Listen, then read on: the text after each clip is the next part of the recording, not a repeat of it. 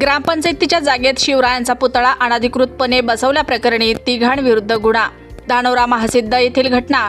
परवानगीशिवाय चबुतरा उभारून अर्धाकृती पुतळा बसवल्याचा आरोप।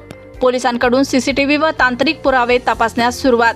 जळगाव जामोद तालुक्यातील धानोरा महासिद्ध येथे ग्रामपंचायतीच्या शासकीय जागेत कोणतीही अधिकृत परवानगी न घेता छत्रपती शिवाजी महाराजांच्या अर्धाकृती पुतळा बसवल्याप्रकरणी जळगाव जामोद पोलिसांनी 3 इसमांविरुद्ध गुन्हा दाखल केला आहे।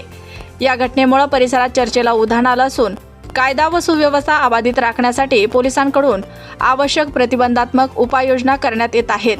16 ऑगस्ट 2026च्या सकाळी धानोरा महासिद्ध येथील ग्रामपंचायतीच्या शासकीय जागेत श्रीकृष्ण श्रीराम वानखेडे यांच्या घरासमोर काही इसमांनी कोणतीही अधिकृत परवानगी न घेता अंदाजे 4 ते 5 फूट चौकोनी आकाराचा सिमेंट विटाचा चबुतरा तयार केला। त्यावर छत्रपती शिवाजी महाराजांचा अर्धाकृती पुतळा अनधिकृतपणे बसवण्यात आल्याचे निदर्शनास आले।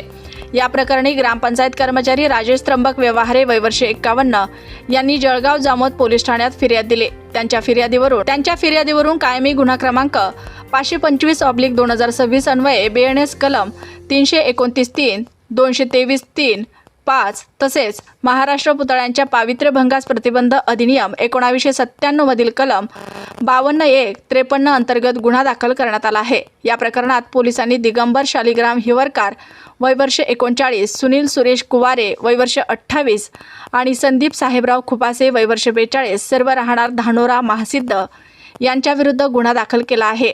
या प्रकरणाचा पुढील तपास पोलीस उपनिरीक्षक नागेश खाडे हे करत आहेत। घटनेची माहिती मिळताच SDPO सोहम माचरे, पोलीस निरीक्षक सचिन बागुल आणि पोलीस उपनिरीक्षक नागेश खाडे यांनी घटनास्थळी भेट देऊन परिस्थितीची पाहणी केली।